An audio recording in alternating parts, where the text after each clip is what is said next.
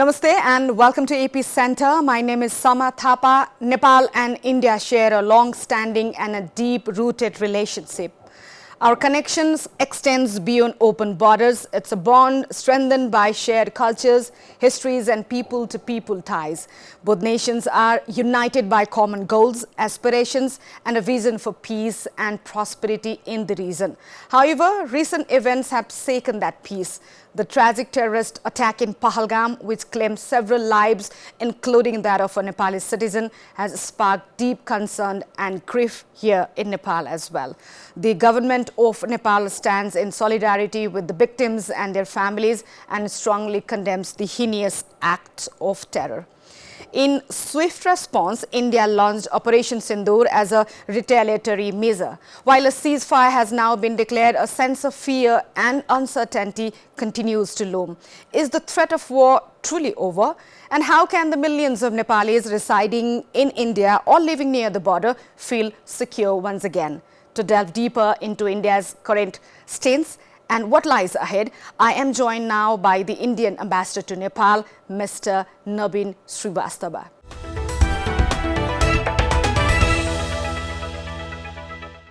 Your Excellency, welcome to Epicenter. Thank you, Samaji. Thank you for giving me this opportunity. I sincerely thank you for taking time to talk with us. To begin with, my first question, what prompted India to launch Operation Synindu? Was it solely a response to Pahalgam attack or there are deeper strategic reasons behind this military operation? You mentioned about the Pahalgam attack. On 22nd of April, terrorists from Pakistan and backed by the Pakistan state structures attacked innocent civilians in Pahalgam and brutally killed 26 civilians, including one Nepali youth from Rupandehi, Sudeep Nepane, who had gone with his family for tourism purposes. And that was his first day. I met their family yesterday when I was in Lumbini. This was a very brutal attack. The people who were shot at point blank range in front of their family members and on the basis of religion. Now, clearly our investigations subsequently pointed out their intention of the terrorists and their backers in Pakistan was to, one, hope to create a communal discord in India, also to disrupt the normalization which was happening in the in the Union Territory of Jammu and Kashmir in India. As you would know, we had elections, both parliamentary and the state elections. The tourism was booming, and last year, for example, about 23 million tourists had gone to J&K. And therefore, the aim of the terrorists was to disrupt this entire process. Our citizens and the government of India and Indian citizens stood up to it and have foiled that attempt. But it was incumbent also for the government to take action so that such acts are not committed in the future. You would also recall in the immediate aftermath, on April 23rd, Prime Minister of Nepal, KP Sharma Oli ji, he spoke to Prime Minister Modi on telephone. And while both leaders conveyed condolences on the death, Prime Minister Oli very strongly said that Nepal stands in solidarity with India against this heinous attack. Prime Minister Modi had also conveyed that India remains committed to bring the perpetrators to the justice. Now, subsequently, our investigation also pointed out that there could be further attacks. So, as I said, we had indication of possibility of future attacks. We had an obligation to bring to justice the perpetrators of this attack. And it was in this overall background that Operation Synindu was launched in the early hours of 7th of May. Our objective was solely to target terrorist and terrorist infrastructure, which is based out in Pakistan and Pakistan-occupied Jammu and Kashmir. We had chosen 9 such sites.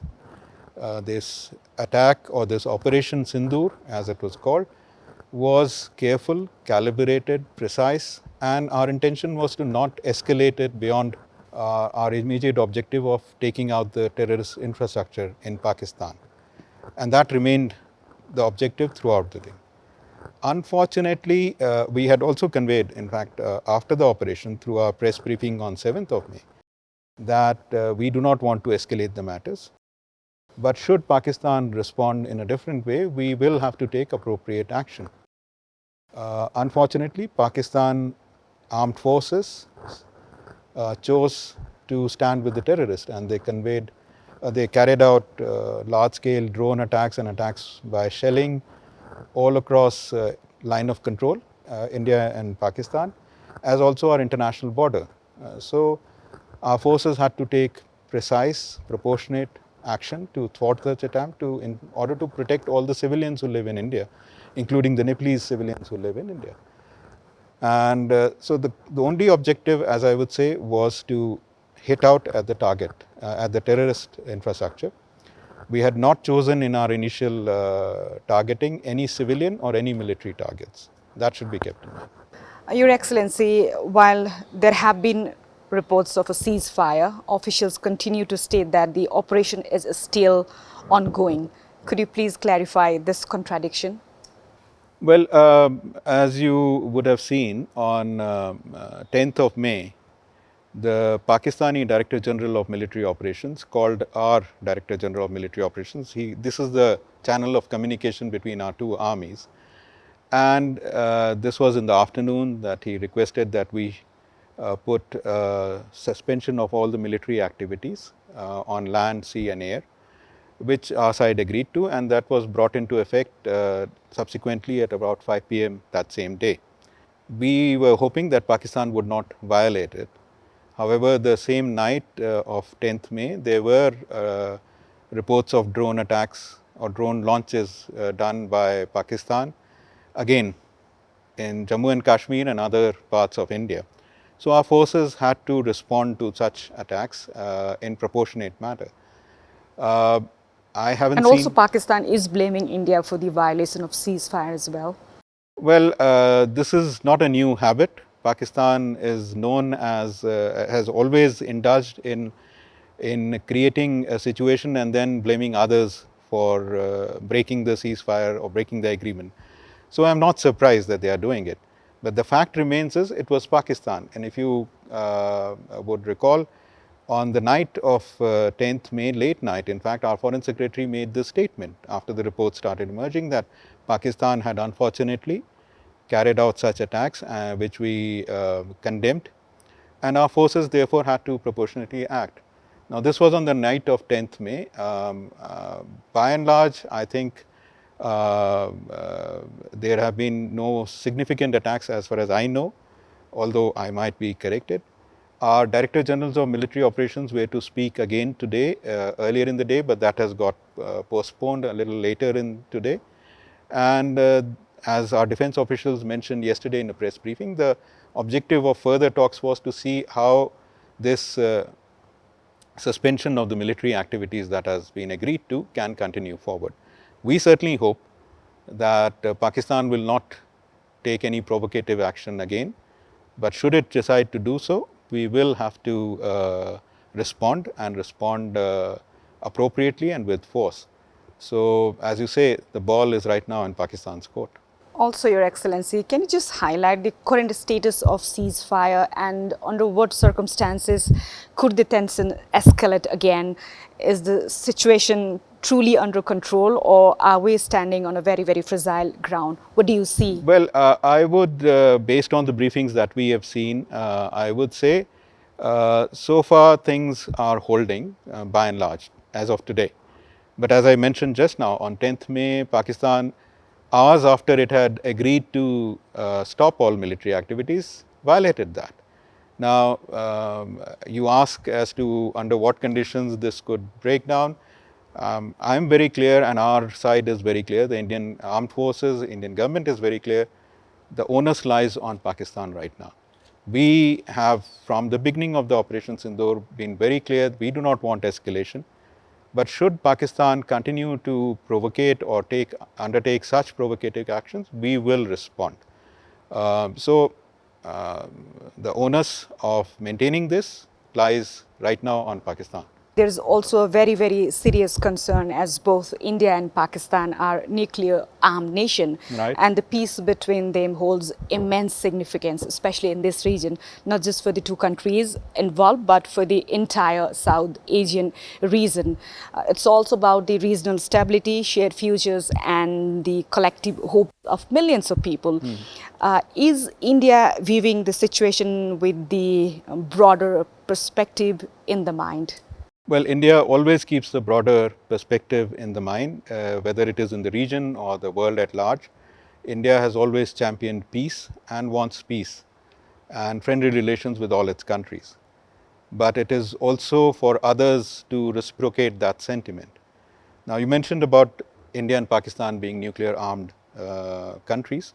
That's a fact. But it is also a fact that Pakistan has tried to use this nuclear bogey for, I would say, at least since the beginning of the 2000, or even in 1999 when they did incursions in Kargil area.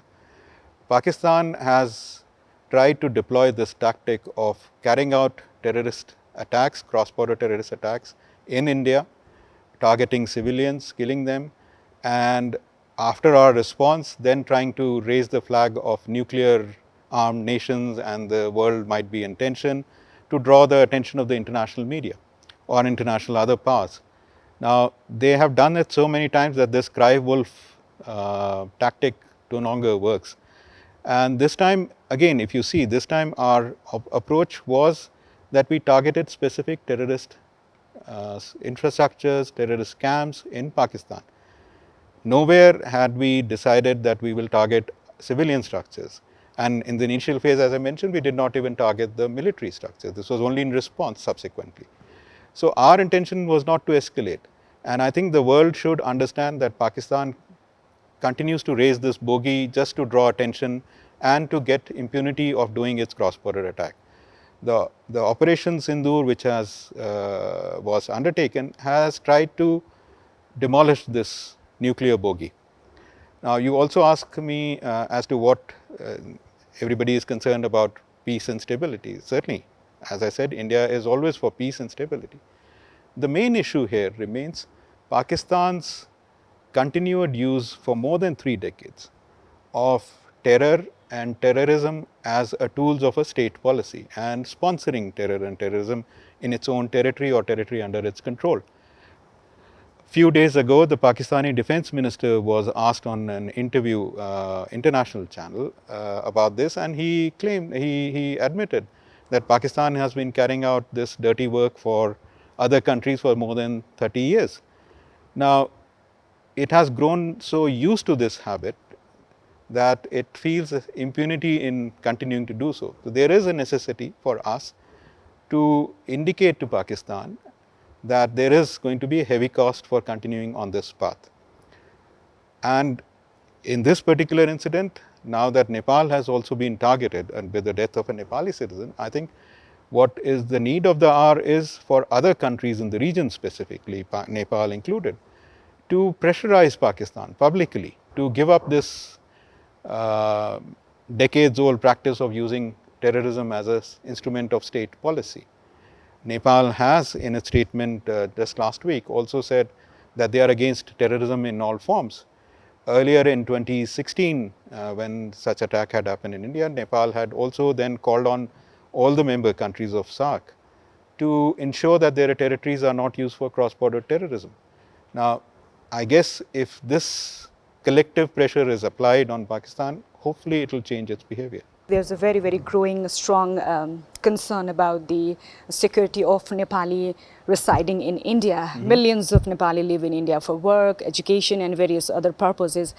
In light of the recent tension, there is a growing sense of fear and uncertainty as well among them. How does the Indian government plan to reassure and ensure the safety of the Nepali community residing in India or in the borders? Well, you raised an important facet of India-Nepal relationship. I think it's a reflection of the deep and abiding ties between India and Nepal, that millions of Nepalis work in India and study in India and make their living in India. Similarly, Indians are also living in Nepal. Now, Our government is very committed to protect all civilians living in India, be it Nepali or other foreigners living in India. And as Operation Sindoor has shown in the last few days, our government has taken appropriate action to ensure that no civilian targets are hurt. There have been some deaths, as was mentioned yesterday by our defense officials, and that is, we sincerely condole that.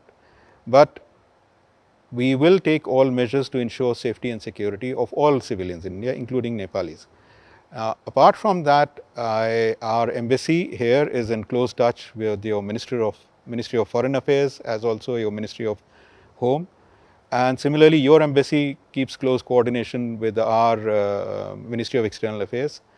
In the wake of attacks by Pakistan on the last few days in the night, the district administrations in various districts across India which were affected had put out measures for all the residents in that area. And we hope there will be no such eventuality where life of a foreign national living in India is under danger. And we will ensure that no civilians in the future are put in harm's way. As tensions rise between India and Pakistan, what expectations or responsibilities do you believe fall upon Nepal as India's immediate neighbor? Currently, there is a cessation of all military activities, and that's holding. As I said earlier, the whole problem arises in our region, and particularly against India, by Pakistan-backed terrorism and Pakistan's continued use and application of terrorism as a policy of state to achieve whatever objectives that it may have. Now that a Nepali citizen has also been affected and directly affected, I think the best option would be Nepal, and Nepal has already committed that it is against terrorism in all forms. It stands in solidarity with India to work collectively through our cooperation and pressurize Pakistan to give up this particular policy, because that will be in the interest of long-term peace for the entire region. Your Excellency, given the current scenario, could this crisis serve as a catalyst for groundbreaking peace initiatives or long-term diplomatic breakthrough in the days to come? Can we expect that? Well, I am not sure what long-term diplomatic breakthrough are you referring to. As I mentioned, the long-term diplomatic breakthrough or long-term peace initiatives would depend on Pakistan giving up its usage of terrorism as an instrument of state policy. And if here our countries in the region, including Nepal, can collectively pressurize Pakistan to do so, I think that will be in the interest of the entire region. To conclude our conversation, Your Excellency, your special message to people of Nepal or people living in India or residing in borders? All my Nepalese colleagues, who are all good friends, and to all the political leaders, we have been conveying since the Pahalgam attack, which is the first instance of escalation, that in this hour we should stand together in solidarity against terrorism coming out of Pakistan. And I'm very happy to see that almost entire political class of Nepal, as well as the government of Nepal, as well as the general public, the civilian population, has strongly condemned the Pahalgam attack, has said that they stand in solidarity with India against such an attack. And I hope this will further strengthen our resolve to eliminate terrorism in this region once and for all. Thank you, Your Excellency, for taking the time to speak with us. I am elated to have the opportunity to engage in such an insightful conversation. Thank you so much. Thank you very much. It was a pleasure talking to you. Thank you.